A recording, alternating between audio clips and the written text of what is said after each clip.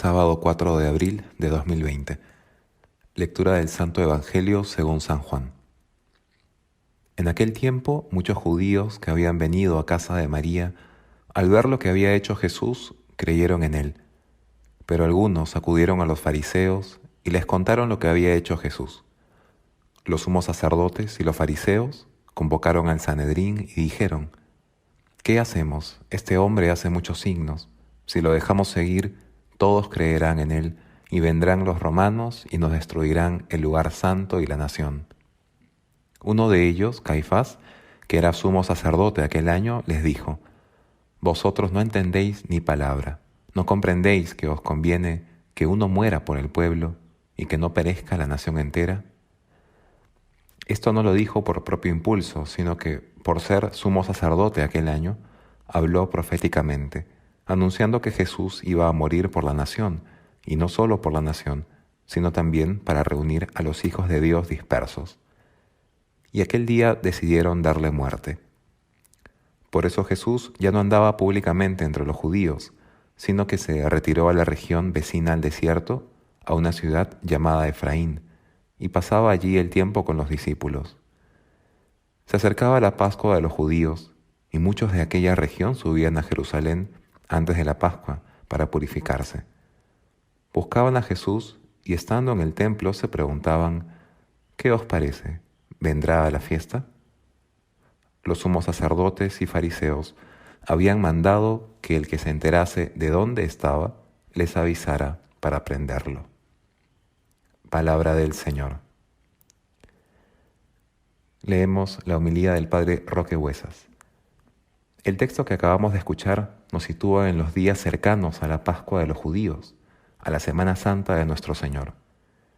En su obra Cristo y los fariseos, el padre Leonardo Castellani afirma que toda la biografía de Jesús de Nazaret como hombre se puede resumir en esta fórmula: luchó contra los fariseos. Y estos, justamente, los días más trágicos de esa lucha, que por cierto la Iglesia quiere que contemplemos, para ser testigos de cómo se va gestando la lucha de Cristo con los fariseos, una lucha que lo llevará ciertamente hacia la cruz. Los fariseos conocían las Escrituras de memoria, pero no habían comprendido el espíritu con que fueron escritas. No tenían ni los pensamientos ni las intenciones de Dios. No vivían para Dios, vivían de Dios. Por eso habían caído en diversos pecados, que Cristo en distintos lugares del Evangelio se encargó de denunciar: avaricia, hipocresía, mentira, falsedad, presunción, orgullo, la vana ostentación. Sin embargo, a medida que uno avanza en la lectura del Evangelio de San Juan, se deja ver en el fondo de sus almas un vicio más profundo: la falta de verdad en sus vidas, el desamor a la verdad e incluso el odio a la verdad. Es oportuno recordar aquí lo que Jesucristo ya había anticipado en el mismo Evangelio de San Juan al decir: yo soy la verdad. Él es la verdad, la suma verdad en un cuerpo y en un alma. Pero ellos no pudieron soportarlo, lo rechazaron justamente por ser Él, y lo hicieron mintiendo, acusándolo con mentiras, pretendiendo engañar a la gente simple para que no crean en Él. Y prestemos atención a cómo el Evangelio de hoy nos muestra el estado en que estaban las cosas. Cuando dice uno de ellos, llamado Caifás, que era sumo sacerdote ese año, les dijo: ustedes no comprenden nada. ¿No les parece preferible que un solo hombre muera por el pueblo y no que perezca la nación entera? A partir de ese día resolvieron que debían matar a Jesús. La gente, expectante frente a lo que haría Jesús, se preguntaba: ¿qué les parece? ¿Vendrá a la fiesta o no? Los sumos sacerdotes y los fariseos habían dado orden de que si alguno conocía el lugar donde él se encontraba, lo hiciera saber para detenerlo. Podríamos preguntarnos: ¿qué pasaba por dentro del corazón de esos fariseos?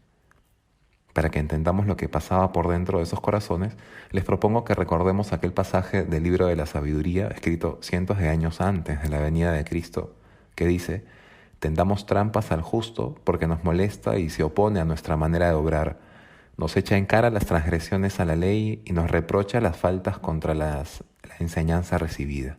Es un vivo reproche contra nuestra manera de pensar y su sola presencia nos resulta insoportable, porque lleva una vida distinta de los demás y va por caminos muy diferentes. Nos considera como algo viciado y se aparta de nuestros caminos. se jacta de tener por Padre a Dios. Veamos si sus palabras son verdaderas y comprobemos lo que le pasará al final. Condenémoslo a una muerte infame. Hasta aquí la cita del libro de la sabiduría. Lo cierto es que este pecado, el de la falta de verdad en la propia vida, el del desamor por la verdad e incluso el de odio a la verdad, no perdió su actualidad. San Pablo, en su segunda carta a los tesalonicenses, afirma que en los últimos tiempos van a haber todo tipo de maldades que seducirán a los que se han de condenar por no haber aceptado el amor de la verdad que les hubiera salvado. Los fariseos eran enemigos de la verdad, porque si la aceptaban les exigía un cambio, les exigía dejar lo que habían elegido ser, dejar sus malas costumbres, su avaricia, sus honores y sobre todo les exigía humillarse. Prefirieron el camino más cómodo, mentir y matar a Cristo, que los ponía en evidencia. Como cuando uno entra a una habitación que está desordenada y oscuras.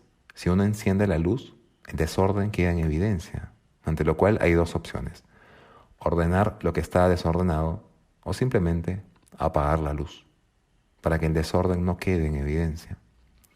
El fariseísmo prefirió apagar la luz, y la luz con mayúscula, que es Cristo.